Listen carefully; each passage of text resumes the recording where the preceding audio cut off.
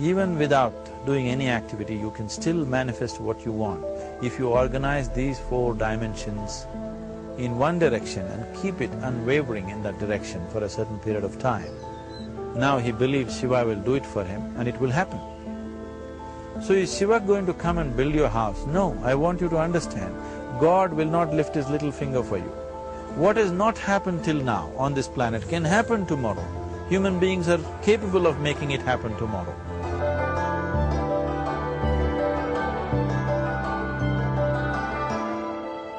Everything we as human beings have created on this planet was essentially first created in our minds. All that you see, which is human work on this planet, first found expression in the mind, then it got manifested in the outside world. The wonderful things that we have done on this planet and the horrible things that we have done on this planet, both have come from the human mind. So if we are concerned as to what we create in this world, it's extremely important that first of all we learn to create the right things in our mind, how we keep our minds.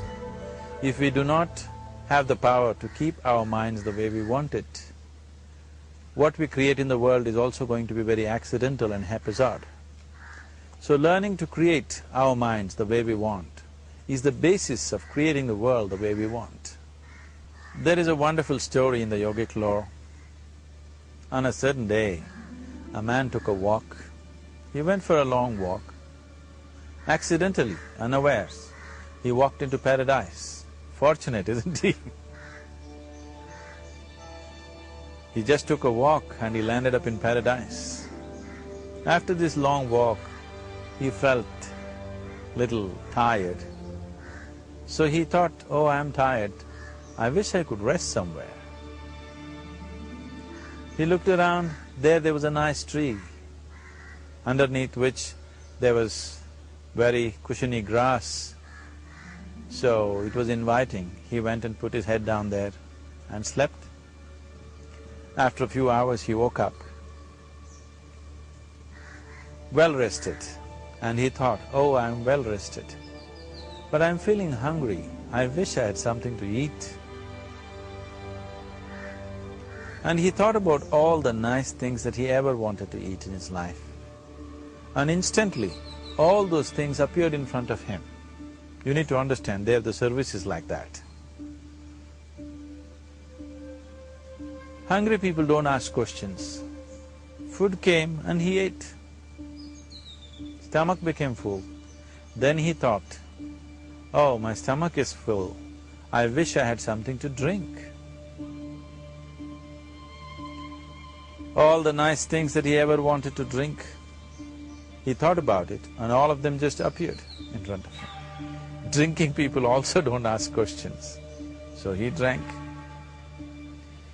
Now with a little bit of alcohol in him, you know Charles Darwin told you, all of you are monkeys, your tail fell away. Not me, Charles Darwin told you that you were all monkeys and your tail fell away and then you became human. Yes, definitely the tail fell away. But the monkey, in yoga, we always refer to an unestablished mind as markata, which means a monkey. Why we are referring to the mind as a monkey is, what are the qualities of a monkey? One thing about a monkey is, it's unnecessary movement. And another thing about the monkey is, if I say you're monkeying somebody, what does it mean? Imitation. Monkey and imitation have become synonymous. So these two essential qualities of a monkey are very much the qualities of an unestablished mind. Unnecessary movement, you don't have to learn it from the monkey, you can teach it to the monkey. And imitation is full-time job of the mind. So when these two qualities are on, a mind is referred to as a monkey. So this monkey became active within him. He just looked around, thought, what the hell is happening here? I asked for food, food came. I asked for drink, drink came.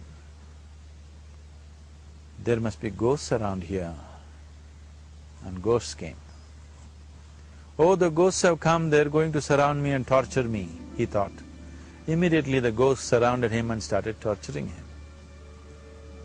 Then he started screaming in pain and said, oh, they're going to kill me, and he died. Just now he said he's a fortunate being. The problem is he was sitting under a kalpavriksha or a wishing tree. He asked for food, food came, he asked for drink, drink came, he asked for ghost, ghost came, he asked for torture, torture came, he asked for death, death happened. Now don't go looking for these kalpavrukshas in the forest. You can barely find a tree these days. A well-established mind, a mind which is in a state of samyukti, is referred to as a kalpavriksha. If you organize your mind to a certain level of organization, it in turn organizes the whole system. Your body, your emotion, your energies, everything gets organized in that direction. Once all these four dimensions of you, your physical body, your mind, your emotion and the fundamental life energies are organized in one direction, once you are like this, anything that you wish happens without even lifting a little finger actually. It would help to assist it with activity, but even without doing any activity, you can still manifest what you want if you organize these four dimensions in one direction and keep it unwavering in that direction for a certain period of time. Right now the problem with your mind is, every moment it is changing its direction.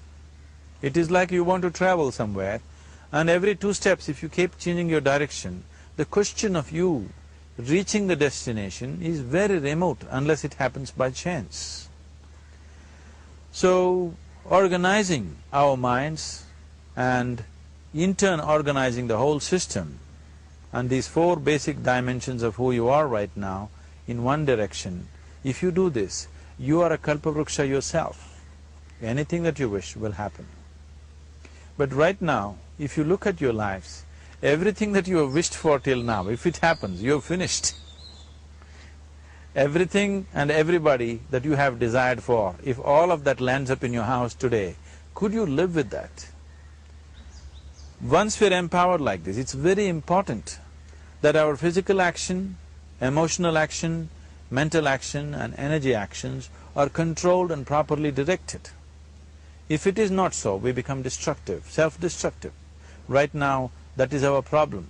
The technology, which is supposed to make our life beautiful and easy, has become the source of all the problem, that we are destroying the very basis of our life, which is the planet. So what should have been a boon, we are making a curse out of it. What has brought incredible levels of comfort and convenience to us in the last 100 years or so has also become a threat to our life simply because we are not conscious action, we are in a compulsive state of action. So organizing our minds fundamentally means moving from a compulsive state of activity to a conscious state of activity. You might have heard of people for whom they asked for something and beyond all expectations it came true for them. Generally this happens to people who are in faith. Now, let's say you want to build a house. If you start thinking, oh, I want to build a house, to build a house I need 50 lakhs, but I have only 50 rupees in my pocket, not possible, not possible, not possible. The moment you say not possible, you are also saying I don't want it. So on one level you're creating a desire that you want something, on another level you're saying I don't want it. So in this conflict, it may not happen. Someone who has some faith in a god or in a temple or whatever, who is simple-minded. Faith works only for those people who are simple-minded. Thinking people, people who are too much thinking, for them it never works. A childlike person who has a simple faith in his god or his temple or whatever, he goes to the temple and says, Shiva, I want a house. I don't know how, you must make it for me. Now in his mind there are no negative thoughts. Will it happen? Will it not happen? Is it possible? Is it not possible? These things are completely removed by this simple act of faith. Now he believes Shiva will do it for him and it will happen. So is Shiva going to come and build your house? No, I want you to understand, God will not lift his little finger for you. What you refer to as God is the source of creation. As a creator, he has done a phenomenal job, there's no question about it. Could you think of a better creation than this? Is it in anybody's imagination to think anything better than what is there right now? So as a creator, he has done his job wonderfully well. But if you want life to happen the way you want it, because right now, the very crux of your happiness and your well-being is this. If at all if you're unhappy, the only and only reason why you're unhappy is life is not happening the way you think it should happen. That's all it is. So if life is not happening the way you think it should happen, you're unhappy. If life happens the way you think it should happen, you are happy. It's as simple as that. So if life has to happen the way you think it should happen, first of all, how you think, with how much focus you think, how much stability is there in your thought, and how much reverberance is there in the thought process will determine whether your thought will become a reality or is it just an empty thought. Or how you do not create any impediments for your thought by creating negative thought process. This possible is something possible or not possible, is destroying humanity. What is possible and not possible is not your business, it's nature's business. Your business is just to strive for what you want. Right now you're sitting here, if I ask you two simple questions, I want you to just look at this and answer this. Right now from where you're sitting, can you just fly off? You say no. Right now from where you're sitting, can you get up and walk? You'll say yes. What is the basis of this? Why you say no to flying and yes to walking? Because past experience of life, many times you've gotten up and walked, never did you fly off. Or in other words, you're using the past experience of life as a basis for deciding whether something is possible or not possible. Or in other words, you have decided that what has not happened till now cannot happen in your life in future. This is a disgrace to humanity and the human spirit. What has not happened till now on this planet can happen tomorrow. Human beings are capable of making it happen tomorrow. So what is possible and what is not possible is not your business. That is nature's business. Nature will decide that. You just see what is it that you really want and strive for that.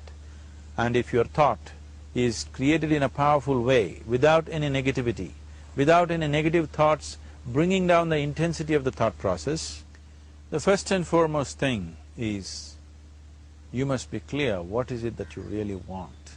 If you do not know what you want, the question of creating it doesn't arise. If you look at what you really want, what every human being wants is, he wants to live joyfully, he wants to live peacefully. In terms of its relationships, he wants it to be loving and affectionate. Or in other words, all that any human being is seeking for is pleasantness within himself, pleasantness around him. This pleasantness, if it happens in our body, we call this health and pleasure. If it happens in our mind, we call this peace and joy. If it happens in our emotion, we call this love and compassion. If it happens in our energy, we call this blissfulness and ecstasy. This is all that a human being is looking for.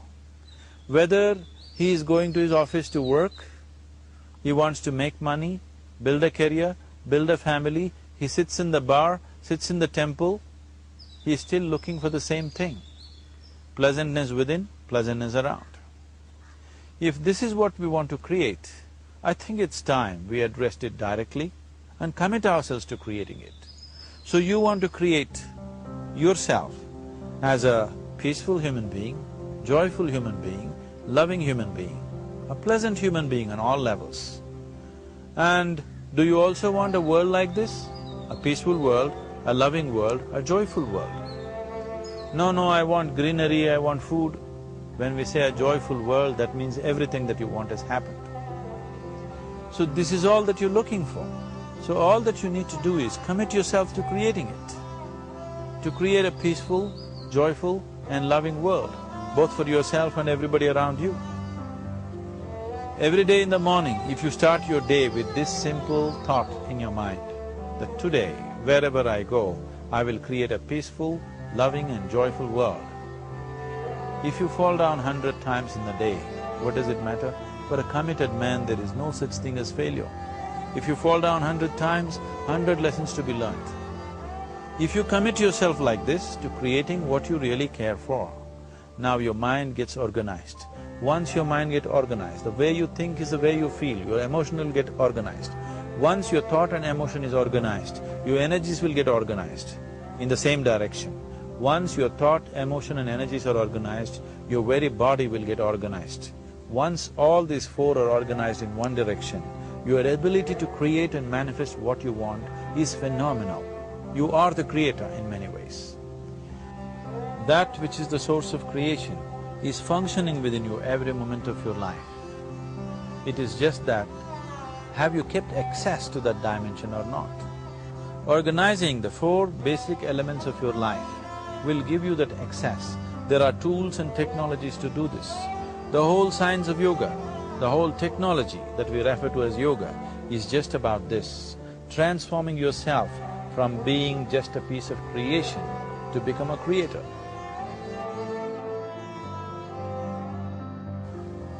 It is my wish and my blessing that every human being in this world should have this access to the source of creation within himself, so that he can function here as a creator, not just as a piece of creation.